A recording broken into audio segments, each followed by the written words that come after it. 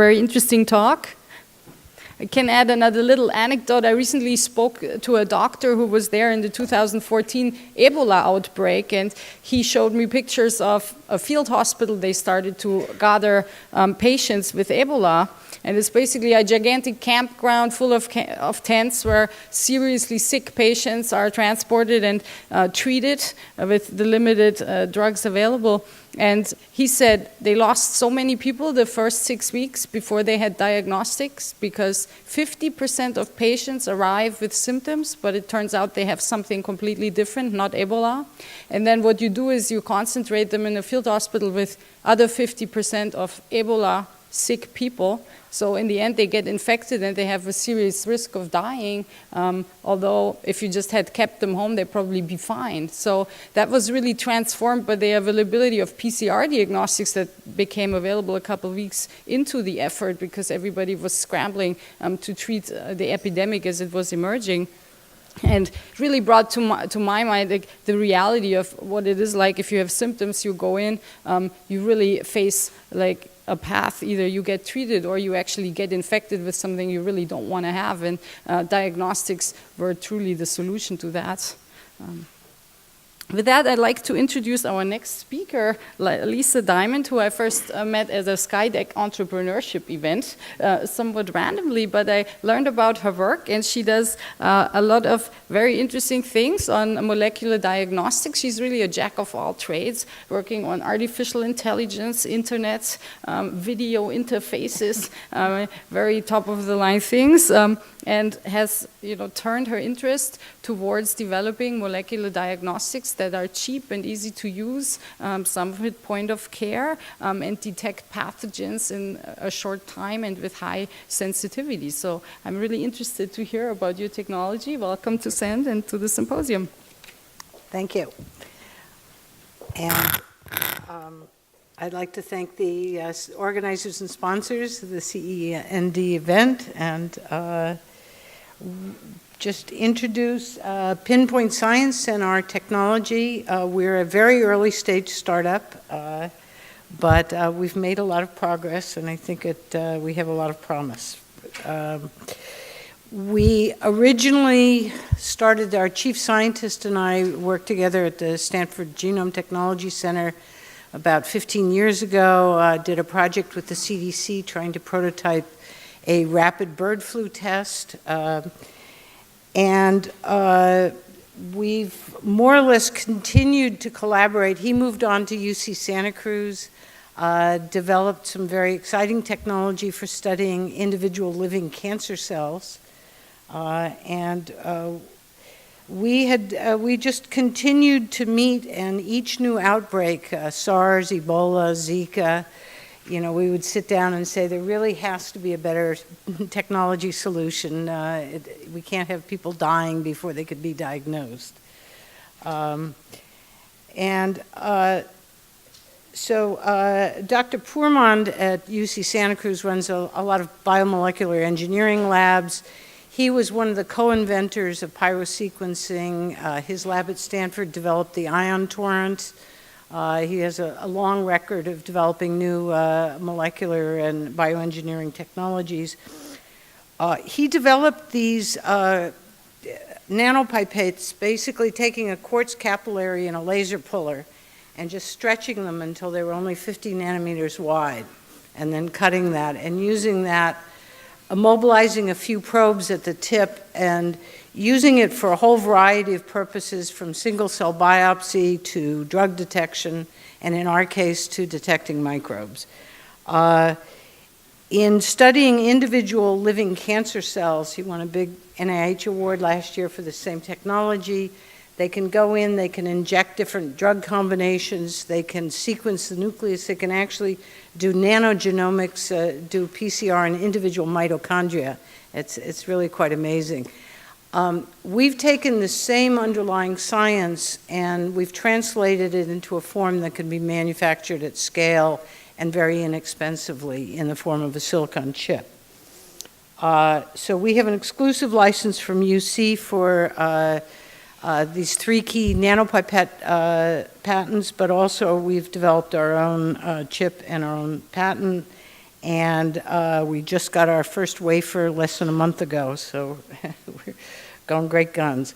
Our solution is basically a low-cost, battery-operated handheld device with disposable cartridges. It does basically detects molecular biomarkers of infection within 20 to 30 seconds. The user sees the results immediately on their phone, and in the background we upload all of the underlying data, which gives us a lot more additional information. That then gets encrypted to go to electronic health records, anonymized to go to the CDC and WHO, and so on. Compared to existing platforms, we're roughly 20 times faster than existing ELISA tests, roughly 100 times more sensitive than the best lateral flow assays, and we, again, are at a much lower price point. It requires no amplification or sample preparation beyond a little dilution with buffer. And there's a lot of advantages. I won't go into all of them, but in particular, it's with new strains or species, we can functionalize new cartridges within about 24 hours, so it makes it very flexible for new outbreaks. We are expecting to sell the readers beginning at $100 each, but we expect that price to go down with time. And we've got detection limits down to the low femtograms per milliliter. One interesting feature of our system, we don't use any microfluidics, so there's nothing that clogs. The nano sensors are on a scale that is sort of beyond clogging. It's so small. So we don't see any issue with that, which is unusual. And we do get a quantitative read, and there's all kinds of possibilities of multiplexing. So how does it work? Basically, do I have a pointer? Yes. This is the tip of a nanopipette, which is more or less the same thing in the chip. You can functionalize it with antibodies, aptamers, polymers, antigens, whatever you're interested, depending on what you're interested in looking for. It goes into a fluid. There's an electrode through. We send a varying current through at different voltages. And for a particular pair of probe and target, there's a specific voltage that when it hits that, it will start to bind and release the molecules. And when that happens, within seconds, the return current that you see changes very dramatically, and that change gives you the concentration of your target. And that all happens within about 15 or 20 seconds. We have a little bit of early data using, some are nanopipettes, some are with the chip, but showing detection of influenza A. In this case, we're detecting and distinguishing between HPV strains 16 and 18. This is showing different concentrations of blue tongue virus, and in this case, we're showing two different probes on the same tip, testing different targets. We've successfully multiplexed up to 3 probes on a single tip. As long as the voltages are far enough apart, we can distinguish them. It's a universal platform that could be used to detect virtually any kind of pathogen, so long as some kind of probe molecule is available, including nucleic acid, viral proteins, host antibodies. We can detect and quantify all of those, and there's myriad applications for this. Our first target is a point-of-care flu test. We're anticipating, as I said, a $99 reader and $5 a cartridge, and we expect to drive the prices considerably lower from there. And this is something initially we're going to target HMOs and hospitals, but it could also be very practically used as a home test. In comparison with most diagnostics are either PCR or lateral flow or immunoassays, we have dramatic advantages in speed and cost. Oops. Our central strategy at this point is developing research collaborations with specific infectious disease experts and institutions. These are the ones that we currently have planned for flu, Zika, malaria, and blue tongue. In particular, I'd highlight this group up in the sort of regional CDC in China, in northern China, has agreed to do the full range of analytical and clinical testing for our flu test as soon as we're ready, using their samples, facilities, scientists, and funding. So that's a very exciting opportunity. Just an example, each one of these is something that a clinician or public health expert has asked us for or pleaded for from us. These are all different pathogens that we think our tests can practically detect. The only one that would be a little bit of an outlier is for latent TB. We expect the test will take 20 minutes as opposed to 30 seconds. We think this would be the equivalent of the gold standard quantiferon test. A priority after flu is malaria.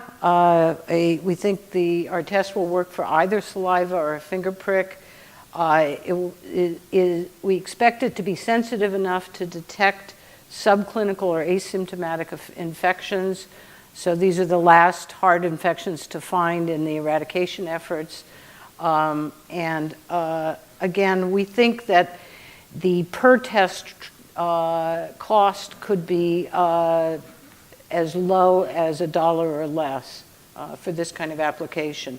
And again, automatic collection of all of the information about the screening information. Each of these represents a planned or existing collaboration. In some cases, there have been startups formed in Japan and in Chile to try and use this technology for animal diagnostics. We're working with an Italian group on blue tongue virus, and there's interest because of a major outbreak of Mycoplasma bovis in New Zealand. They're having to test the dairy cattle every 2 weeks, every herd in the country, trying to eradicate it, and a huge outbreak of African swine virus in China. As an example, the Italian Animal Diagnostics Institute we're working with does 500,000 tests for blue tongue in cattle every year. It's a major issue for the commercial livestock trade in Europe and Africa. And they are regulators for Italy and 16 African countries, and they want to be the distributor for this test. So we're hoping to be able to get this on the market hopefully by the end of this year. The big picture, we suck up all the data from the testing in humans and animals and insects and consolidate it in a cloud repository that then analytics can be used, and all of this data made available as a real-time screening, monitoring, surveillance database for the WHO and CDC. Where we are right now, we're building integrating our first prototype. We have our chips, our circuit boards, our software, and so on. We expect to have the first fully working version within a few weeks. We will be doing our testing in northern China of the initial flu test, and we expect to have our first FDA-cleared human point-of-care test by the end of 2020. In addition to Nader and his very distinguished history, we have myself and several other people who've done software development, in my case for about 40 years, for the financial industry, and everything from mobile apps to global real-time data distribution. And we actually built out a lot of Reuters and TIBCO's global infrastructure. Dr. Schneider here is our virologist and microbiology expert who's worked at the CDC and Pasteur Institute Angelique has been part of 9 medical device product launches, including a number of diagnostics. We just brought in a very eminent electrochemist with over 50 years background in developing diagnostic assays. And we've got very distinguished advisors from Stanford, UC Davis, and Dr. Becker worked with UCSF and the Gates Foundation on HIV. And we'd also like to acknowledge Berkeley Skydeck and the UC Santa Cruz sponsored Sandbox as who've been really extremely helpful for us. So I guess that's basically what I have. So I will stop now. Last speaker went over a little bit, so maybe this will make up for it, and I can respond to questions. But what I'd like to emphasize is that for us, what we really need, our lifeblood, is the research collaborations with the infectious disease and public health experts. So what we'd really like to hear from is people who have projects, who have needs, who know, who are involved in the specific disease research, because we really want to collaborate with and work with those groups, that expertise and those agencies in terms of getting this technology accessible and available and affordable everywhere in the world. That's it.